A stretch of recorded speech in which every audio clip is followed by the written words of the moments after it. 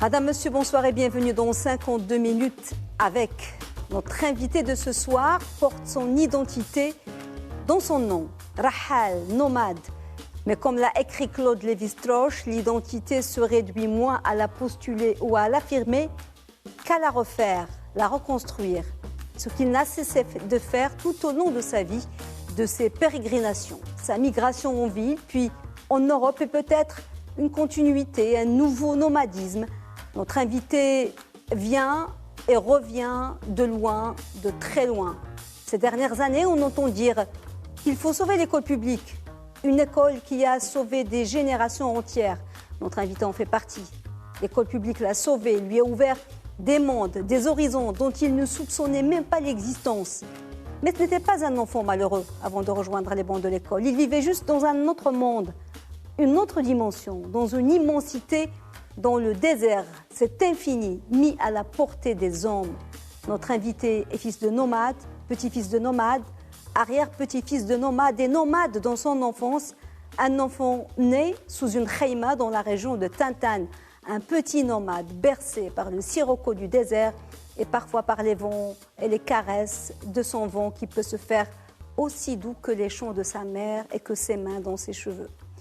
L'enfant nomade est devenu un anthropologue de renommée, un des plus grands spécialistes de la recherche sur l'histoire et l'anthropologie dans l'Ouest saharien et a publié de nombreux ouvrages devenus des références sur le sujet Saint et société en islam, la ville dans la société bédouine, Al-Khayma, tente noire du Sahara, études sahariennes, la société, le pouvoir et la religion, la baraka des femmes, entre Dieu et la tribu, homme de religion et pouvoir politique en Mauritanie, le temps de la tribu, le pouvoir et la gestion de la violence dans la société sahraoui, anthropologie, théorie et expérience ou encore de l'attente à la ville, la société sahraoui et la fin du nomadisme, sans parler de ses nombreuses contributions à des livres collectifs.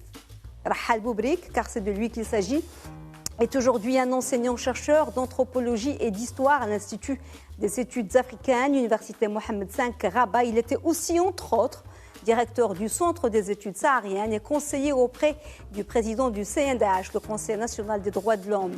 Je pense que Boubrik Rahal n'a jamais cessé d'être nomade. Cela fait plus de 3 décennies qu'il traverse les idées, comme on traverse les villes, les pays et les espaces. Son âme est restée nomade, elle navigue et renaît de ses expériences. Rahal Boubrik, bonsoir. Et merci beaucoup d'avoir accepté notre invitation. Bonsoir et merci pour cette invitation. Je vous en prie, cher monsieur.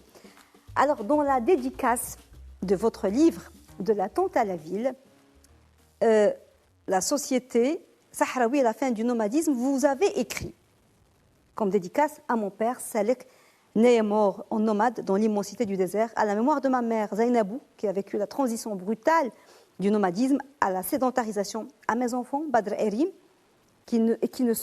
nés en ville et qui ne seront jamais ces êtres nomades, mais vous n'avez pas parlé de vous.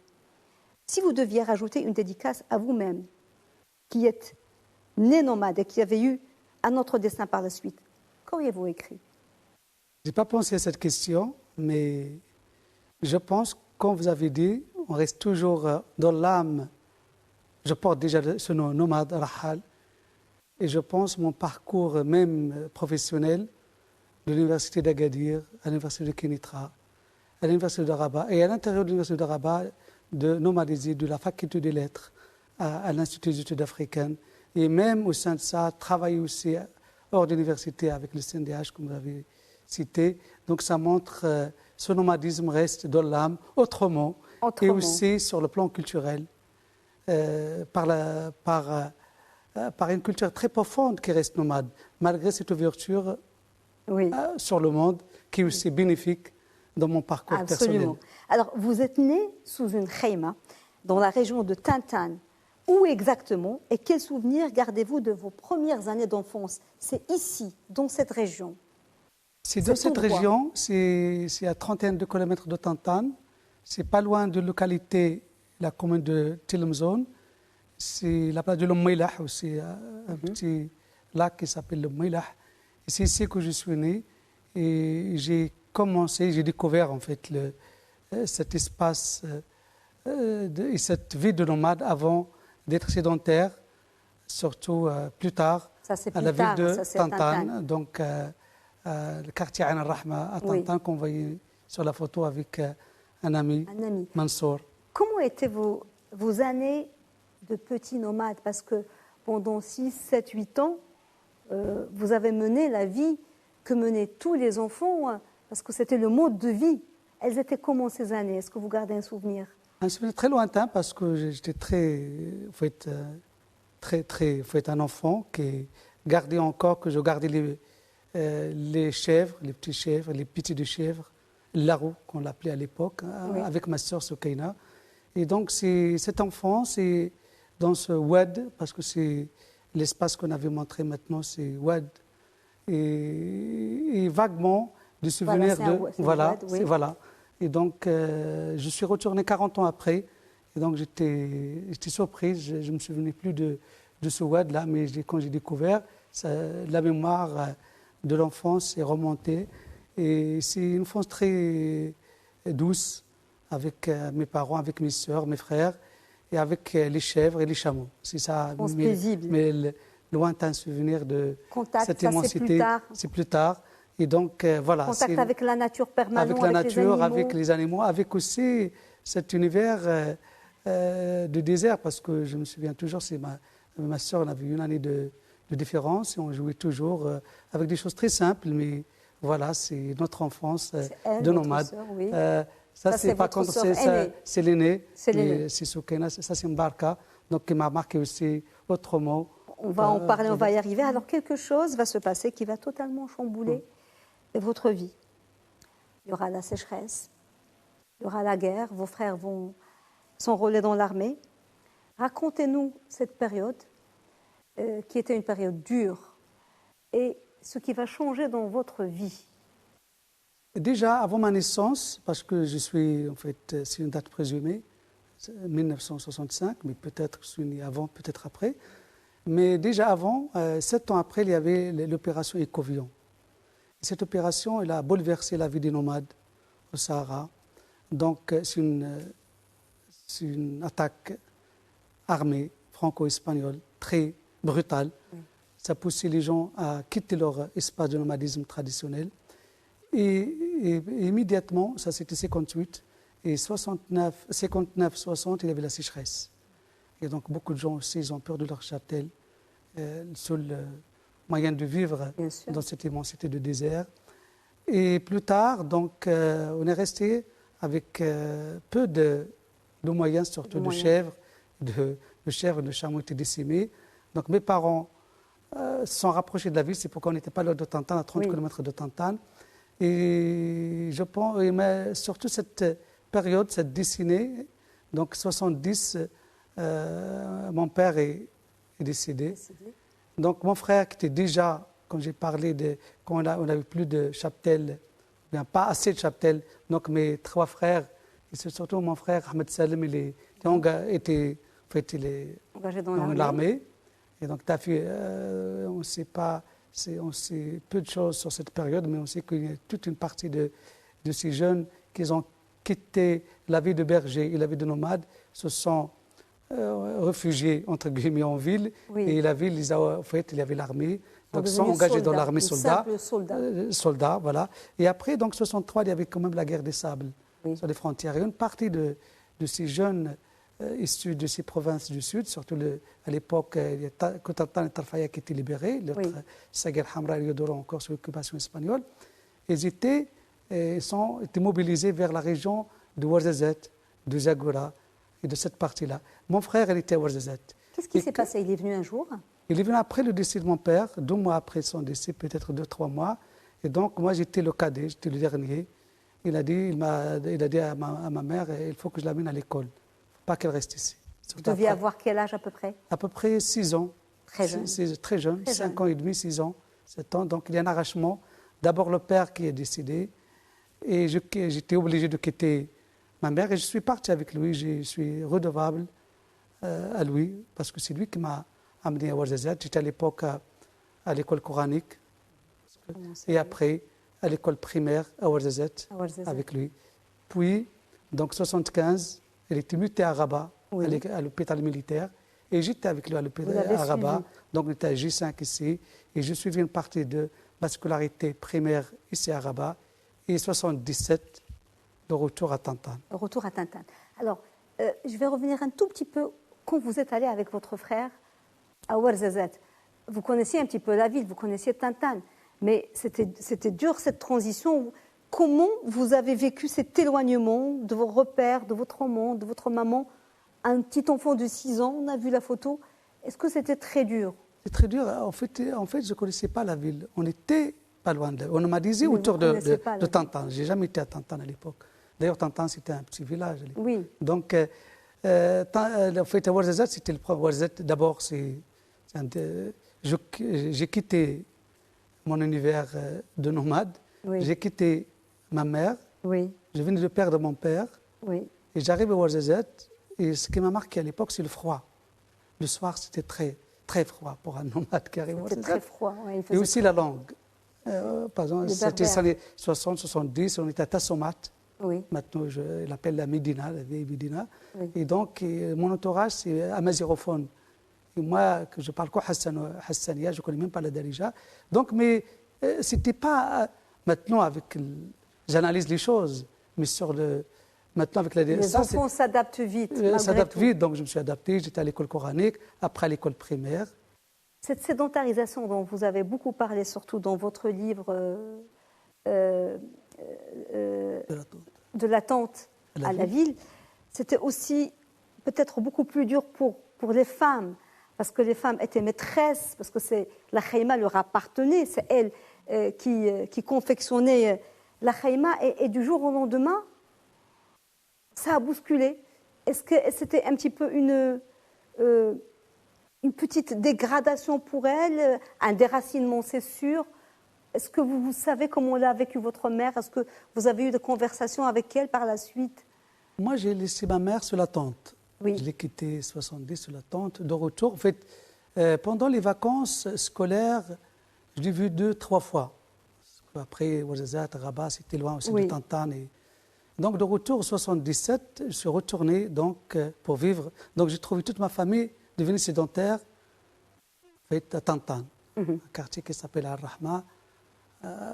C'est la banlieue de Tantan. Donc, c'est les faubourgs de la ville. Et donc, j'ai trouvé une autre. C'est pas une autre, c'est toujours ma mère. Donc, mais j'ai vu comment, surtout après que j'ai commencé à analyser et étudier, ce déracinement d'une population entière nomade. D'abord, il y a une première déracinement, c'est les Covillons, mais après les événements des 75, la guerre, l'insécurité, donc l'État il a fallu qu'il sécurise les civils, et donc contre les attaques des bandes de Polisario. Oui. Donc ils étaient obligés de les amener en ville. Donc en ville, ils n'étaient pas armés pour la ville. Ils avaient une culture. Oui. Ma mère était analphabète, mais elle était très cultivée, de le sens de savoir et savoir-faire nomade. Très élatante, c'est le cheptel, toute la vie, tout l'espace, l'univers nomade, on peut le gérer. Mais en ville, il n'était pas armé d'habiter dans une maison. C'était pas brusque, progressif. C'était brusque, c'était fatal. Et c'était d'une manière que tu sens que des gens ils étaient perdus en ville. Ils ne maîtrisaient pas comment vivre en ville. Et mon ouvrage de la ville à Tantan, il y a un chapitre où j'ai parti de mon état, de mon cas, pour étudier ça. Et donc, ces femmes étaient courageuses. Pas comme ma mère, on va peut-être en parler plus tard. Et ils étaient obligés d'assumer. Parce que la plupart aussi, après la sédentarisation, les maris, les fils étaient dans l'armée, parce que c'est le début de la guerre. Et donc, ils sont restés seuls à la maison pour gérer d'abord la vie en ville, pour gérer la famille, pour gérer un espace aussi qui est très fermé, pas la tente ouverte avec le fric, une unité de nomadisme, qu'avec les proches parents. Ils se trouvent en ville avec des étrangers. Il a fallu qu'ils gèrent la maison, la scolarité des enfants qui ne connaissaient pas l'école, parce que moi, je n'ai pas parlé. Donc, de retour à Tantan, auprès de ma mère, j'étais dans un quartier, comme je dis, les derniers nomades sédentarisés en ville,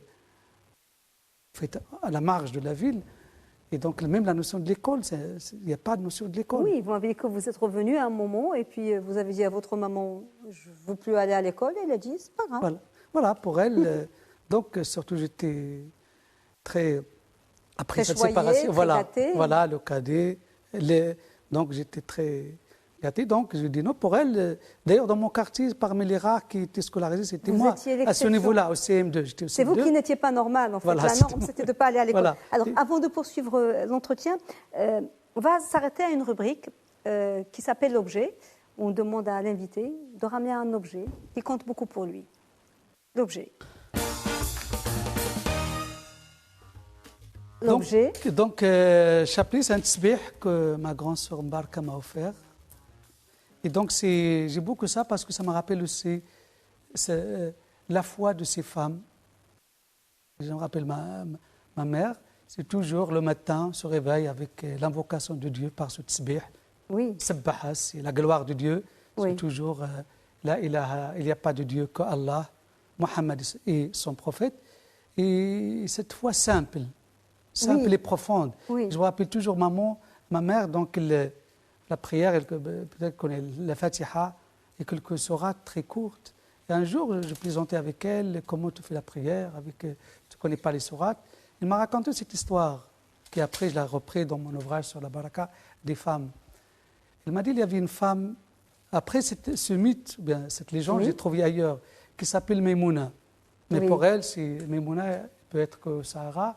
Il a dit que toujours elle priait, mais un jour, lui ont demandé, mais toi, tu ne sais pas en fait réciter le Coran.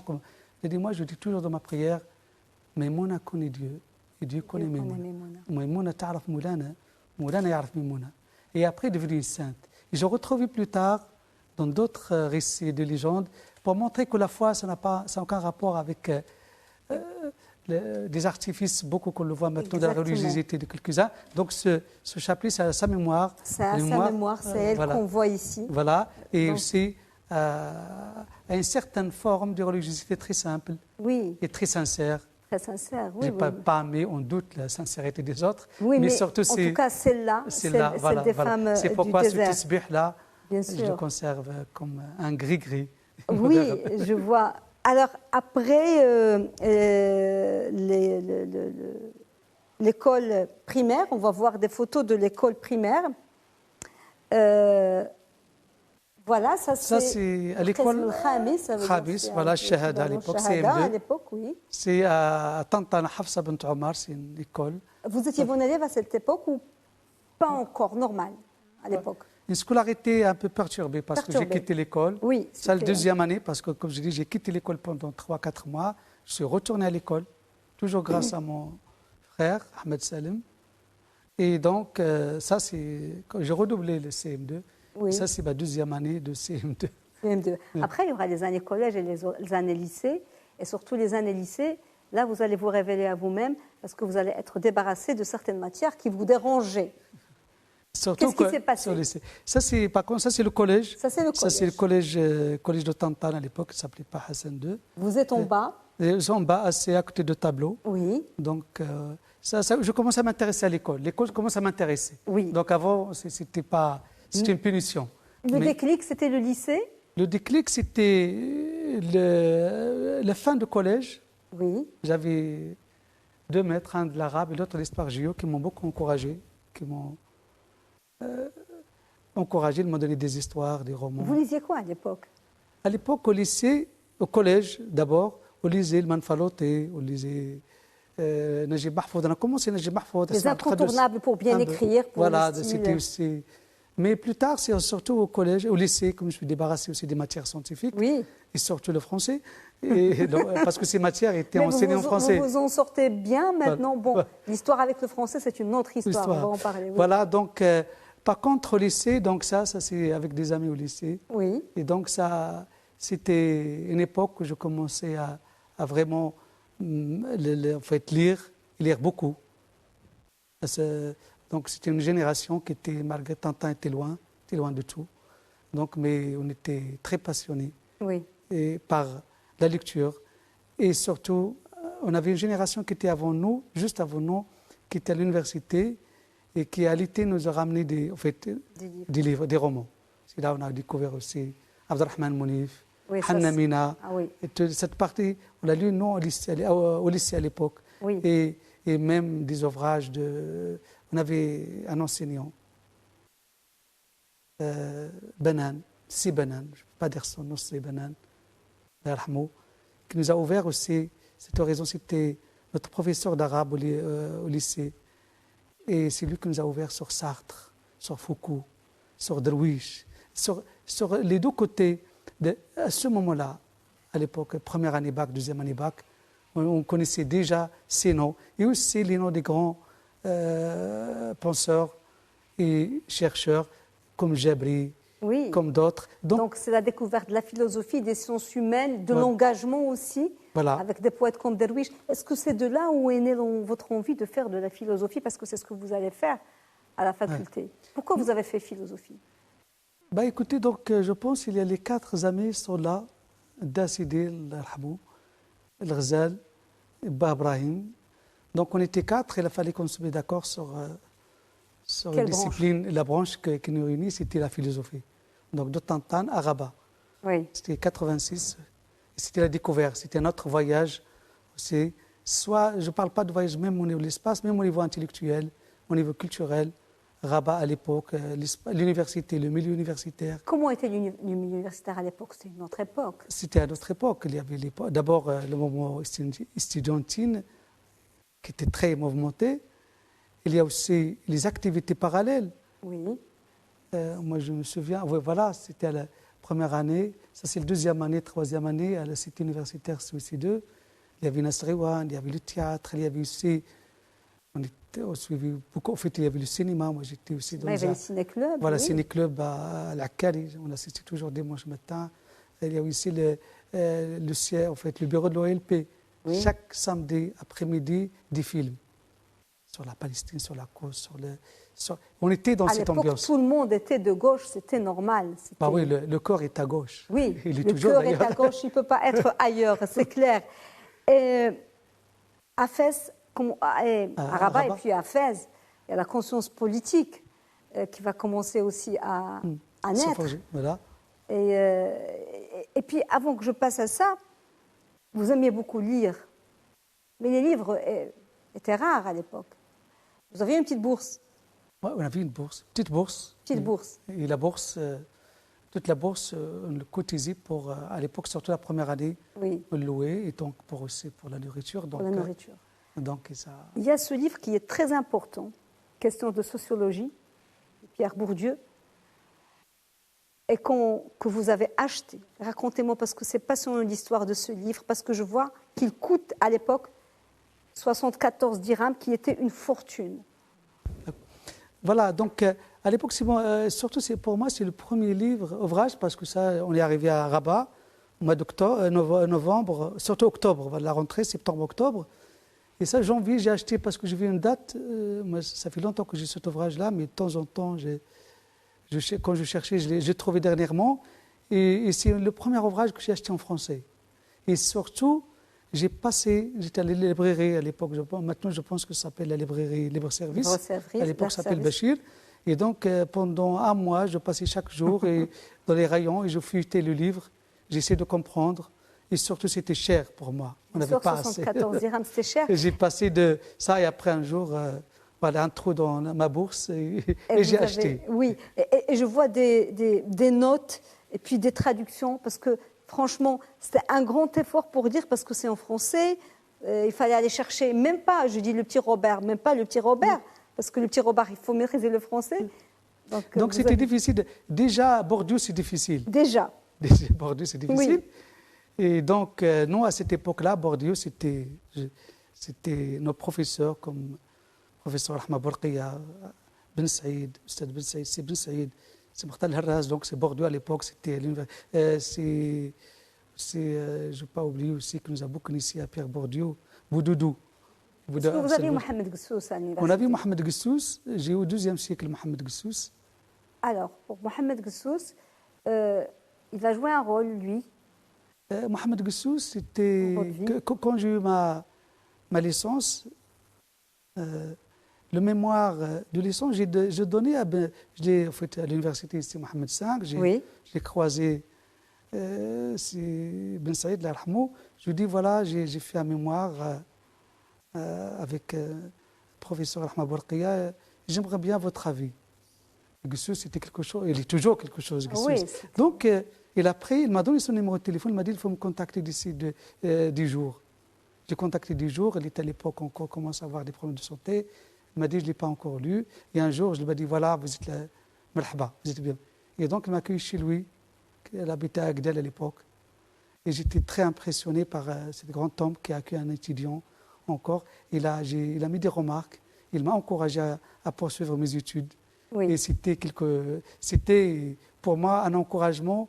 Pour lui, peut-être, c'est un étudiant de passage, mais pour moi, ça jouait. Une rencontre qui vous a marqué. La France, c'était le coup de foudre.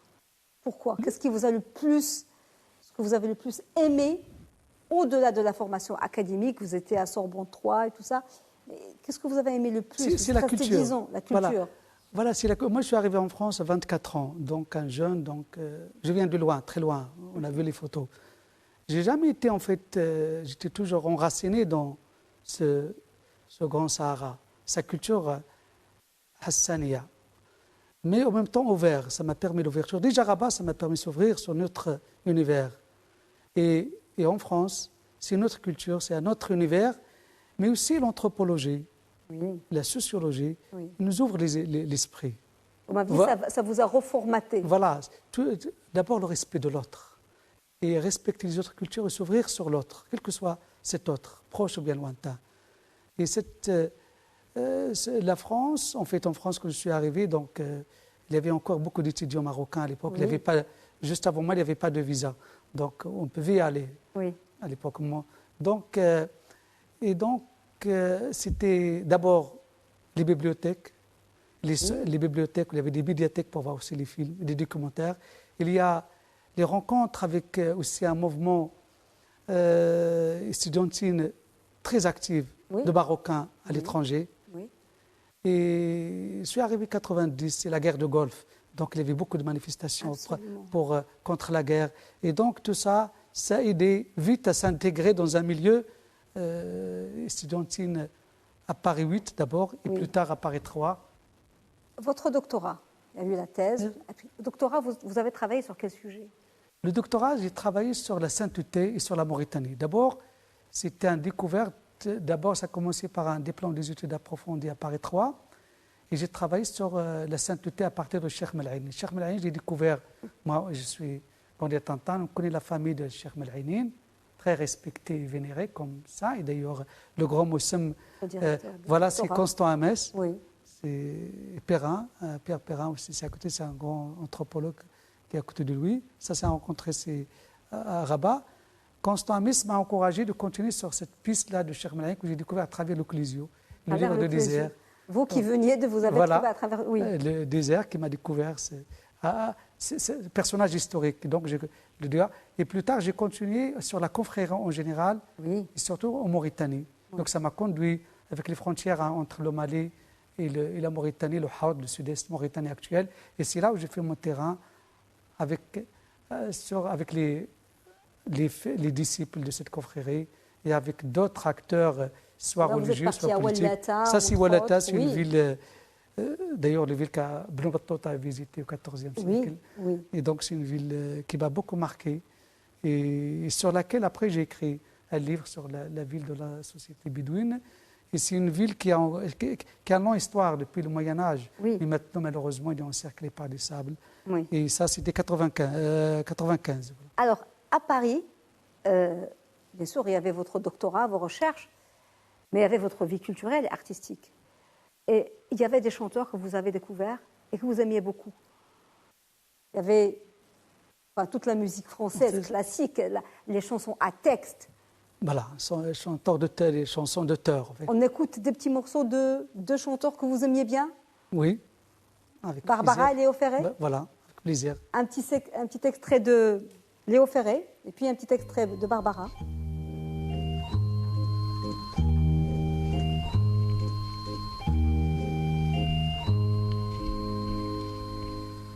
Du plus loin que me revienne l'ombre de mes amours anciennes, du plus loin du premier rendez-vous,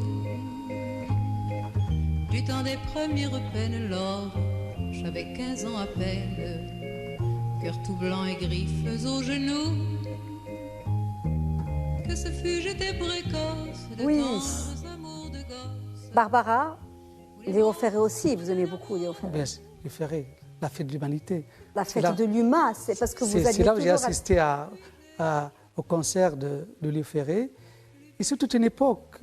Moi, c'est vrai qu'on est arrivé les années 90, mais on vivait sur les souvenirs des années 60 et 70. Oui, et je vous avais demandé s'il y avait une date ou une époque importante pour vous, qui vous marque. C'est cette époque-là, partout au monde, les années 60 et les années 70, c'est les années des espoirs. Et des idéaux. Voilà, pareil, les indépendances de ce qu'on appelait à l'époque les tiers-mondes. On est plein de rêves pour reconstruire un nouveau monde. En France, en Europe, en Amérique latine, Oui. partout, il y a le rêve est possible. Le rêve est possible. Et c'est aussi les grands artistes, le Absolument. cinéma. En fait, les années 60, 70, c'est vrai, nous, les années 80, 90, mais moi, je suis toujours resté Vous êtes marqué par resté- les personnages, soit sur le Absolument. plan philosophique, si on parle de Foucault, de Oui. Sartre, On va parler d'eux. Pardon. On va voir un petit extrait de Léo Ferré et on va passer au triptyque et on va parler d'eux. Avec le temps va, tout s'en va. On oublie le visage et l'on oublie la voix. Le cœur, quand ça bat plus, c'est pas la peine d'aller chercher plus loin. Faut laisser faire, et c'est très bien. Sacrée belle époque. Oui, avec Alors- le temps, tout s'en va. Ah ouais, c'est des chansons, des Mythiques. textes magnifiques, mythiques qui ne meurent pas. Il y a une rubrique très importante qui est la rubrique triptyque. On va découvrir 3 photos que vous avez choisies et vous allez nous dire pourquoi vous les avez choisies juste après le jingle. La première photo que vous avez choisie est celle-là. On va la découvrir tout de suite. Pourquoi cette photo? Cette photo, c'est souvenir de ces femmes militantes à leur manière. Ça me rappelle, c'est vrai, ma mère, j'ai pas de photo dans cette situation, mais c'était ça son quotidien. Et le quotidien de toutes nos voisines, donc tisser des nattes Oui.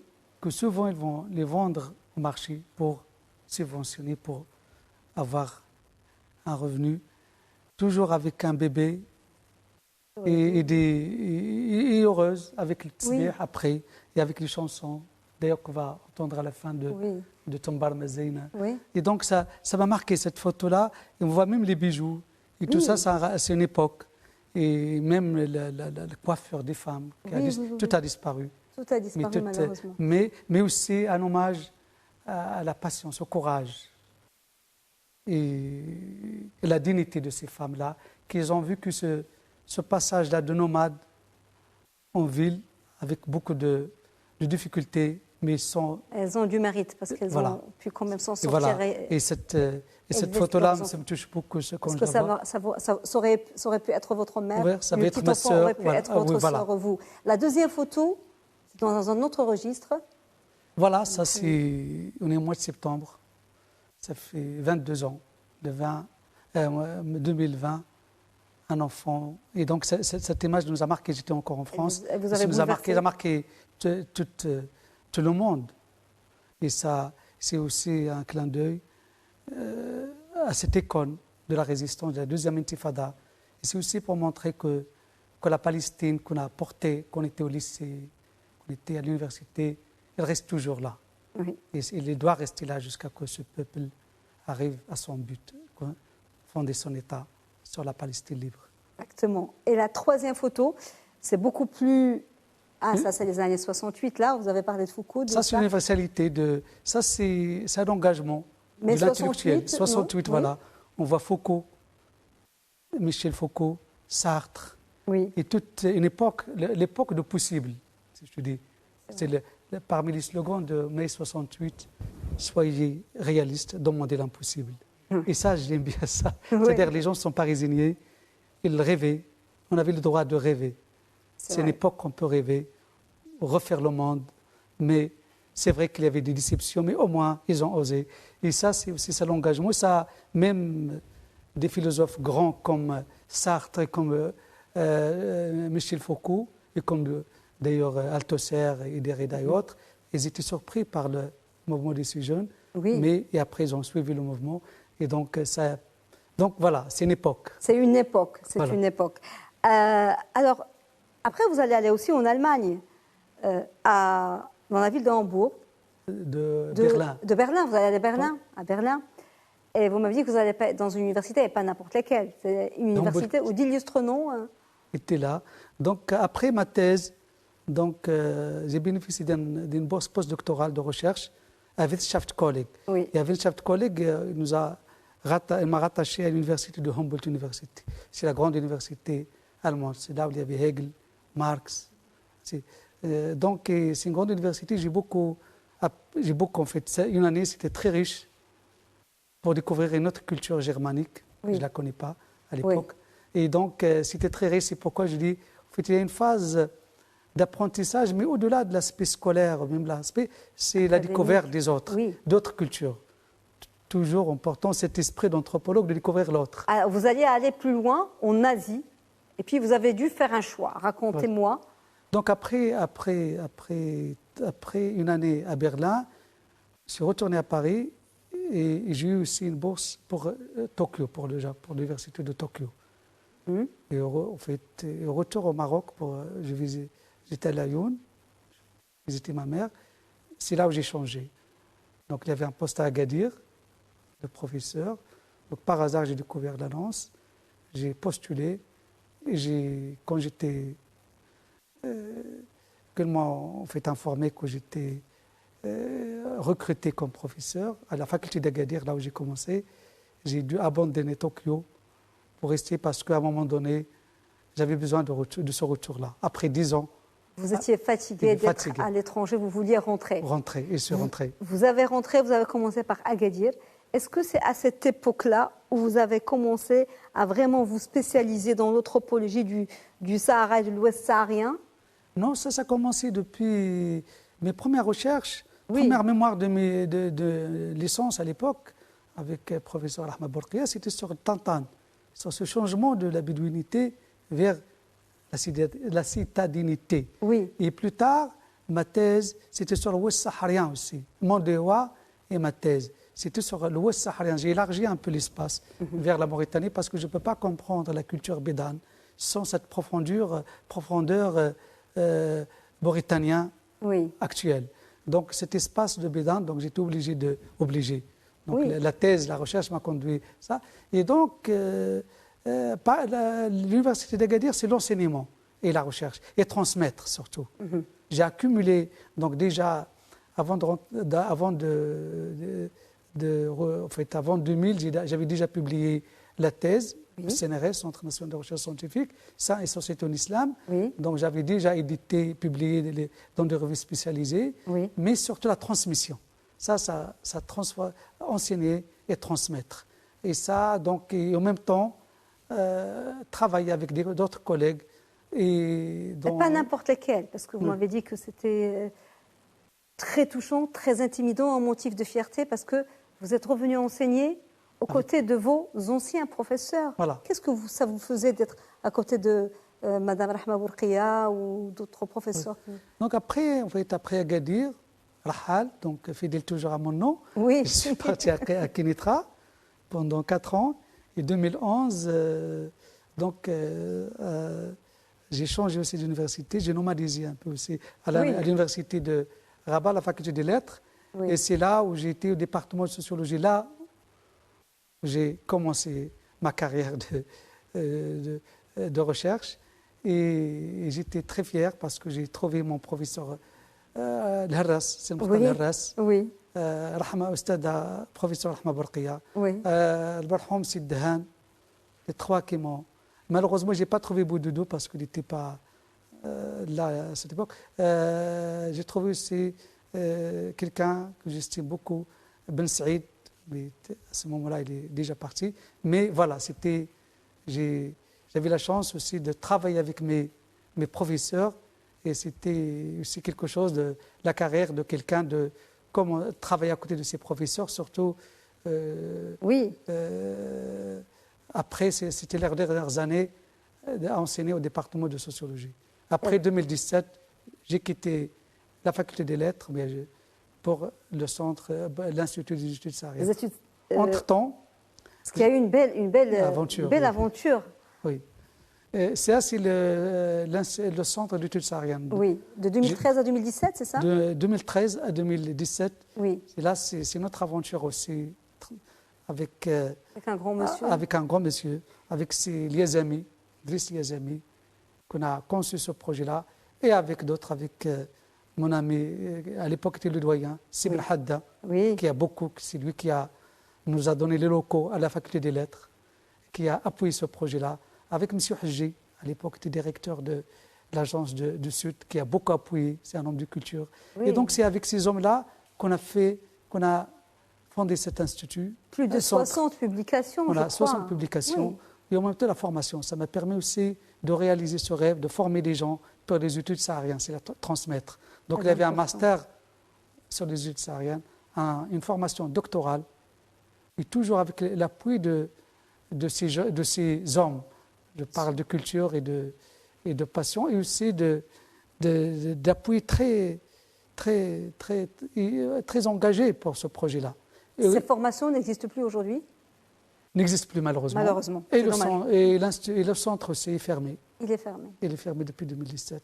Est-ce qu'il y a, pendant toutes ces années, 30 ans en fait, ces 30 ans de recherche, de publication, donc, déjà c'est difficile parce que vous êtes anthropologue, comme le disait Hassan Acher dans son livre, anthropologue chez soi. Vous êtes de cette nouvelle génération d'anthropologues chez eux, alors que les anthropologues, c'était le regard de l'autre, de l'étranger. Est-ce que c'est difficile d'être anthropologue chez soi, ce que vous avez fait? C'est pas facile. Parce que Garder la c'est distance, même pas de facile garder- quand on écrit en arabe ou bien en français. C'est toujours un choix très difficile quand avant de commencer à écrire, avec quelle langue je vais écrire. Parce que la réception de l'ouvrage, la réception de texte, ça diffère de public à public. C'est un public averti, c'est pas comme un public parfois, les enjeux, ou bien là d'autres enjeux, et qui souvent il lit entre les lignes pour trouver ce qui l'arrange, ce qui l'arrange pas. C'est pas facile d'être un anthropologue, Oui. c'est choix. Surtout moi, je suis toujours, je dis pas à cheval, peut-être à chameau, entre histoire et anthropologie. Oui. Et parfois, l'histoire aussi, ça me passionne. J'en plonge dans les documents de le passé pour C'est de l'anthropologie historique. l'historique, voilà. On peut dire Et ça. ça me permet aussi de voyager dans le temps, parce que moi, je suis convaincu que au Maroc, la société marocaine, on ne peut pas le comprendre qu'avec cette dimension historique, avec la longue durée, avec l'histoire, avec ses structures, avec son passé très, très riche et très ça. Et donc même, parfois je suis chez soi, mais à travers toute une approche qui prend la dimension de la longue durée, et toujours essayer dans ce que j'écris, être sincère, être surtout honnête. Je ne crois pas beaucoup à l'objectivité dans les sciences humaines. On est Oui. homme, Oui. on a des liens, mais être honnête, être surtout ça, être pas objectif, mais honnête avec soi et avec les autres. Et donc, c'est pas toujours facile d'être Une intégrité intellectuelle. intégrité, voilà. Oui. Mais c'est pas toujours facile quand on s'intéresse à ces domaines d'histoire et d'anthropologie, parce qu'on étudie l'homme, et l'homme avec ses enjeux, avec ses passions, avec ses ambitions, avec aussi, et donc souvent, on est mal reçu, Oui. parfois. Absolument. Il ne reste pas beaucoup de temps, mais vous avez eu une autre vie. Vous avez une deuxième vie, une double vie. C'est le cinéma et le documentaire. Nous, on vous a découvert avec Écouvillon, le film sur Écouvillon qui a été primé au festival de l'Ayoun. Sur la culture hassani, premier culture festival hassani. organisé par le CCME. Absolument. Mais cette passion remonte à plus loin, à vos années parisiennes. Même avant, Même avant. dès quand j'étais en club de cinéma, Oui. à l'Akari, Cinéma Al-Hamra. Cinéma Al-Hamra, oui. Ah, voilà. Là, c'est l'affiche d'Écouvillon. Voilà, le et film. après en France, donc je me suis inscrit une année au cinéma, Paris 8, mais je n'ai pas pu faire ce double cursus. Ah oui, Parce vous que vouliez faire des études de cinéma voilà. en parallèle. Ah oui, je me suis inscrit, mais je travaille en parallèle, et donc j'étudie déjà en DEA, donc j'ai pas pu. Mais j'ai fait une formation, j'ai travaillé en fait à l'époque à Argenteuil, et donc c'est là où j'ai appris à filmer, à faire le montage, donc à ABC. Et plus tard, donc je suis retourné à écrire avec l'image. Oui. Et ça, c'est pour le Grand Prix C'est le prix, oui. voilà, de réalisation pour le film Écouvillon. Et c'est une autre manière d'écrire l'histoire, ou bien d'écrire, ou bien de filmer la société. Donc chaque projet maintenant, la plupart des projets que je fais maintenant, il y a l'écrit, il y a le texte, mais j'essaie de faire un film. Ce n'est pas un film d'illustration, c'est un film en soi, c'est un texte en soi, Oui. mais un texte écrit Oui. par image. Et je suis resté passionné même quand j'étais à le centre d'études sahariennes, on organisait deux éditions du festival de films ethnographiques avec le centre Jacques Berck, Oui. avec Sabrina à l'époque. Donc voilà, le cinéma, l'image, en général maintenant c'est une passion, c'est une nouvelle passion. Voilà. Et puis ça rejoint aussi vos centres de recherche et d'intérêt. Des fois, vous faites un livre et vous filmez aussi. Et vous filmez. Maintenant. Le dernier film, c'est avec ce centre cinématographique marocain, c'est Arlel Emnad, donc il est en post-production. Donc voilà, ça me permet de respirer un petit peu. C'est ce tournage. Ce tournage-là. Oui. C'est entre l'Ayoun et Smara. Peut-être que vous allez abandonner l'enseignement et devenir un réalisateur à temps plein. C'est une maladie à vie. La recherche, c'est une vocation. C'est une vocation, c'est une passion. On a le vocation. virus de la... L'enseignement et la recherche, si vous n'avez pas de vocation, vous ne pouvez pas le faire. Absolument, parce que c'est un don, demande tellement d'engagement et de patience. Et si on se marie avec la recherche, tout ça, on reste. C'est un mariage catholique, donc. Oui, c'est un mariage catholique, donc c'est à vie, pas de divorce. L'émission touche malheureusement à sa fin et on va découvrir le chef-d'œuvre que vous avez choisi. On découvre le chef-d'œuvre. Vous avez choisi une chanson, on va découvrir la chanson et vous allez nous dire pourquoi. D'accord.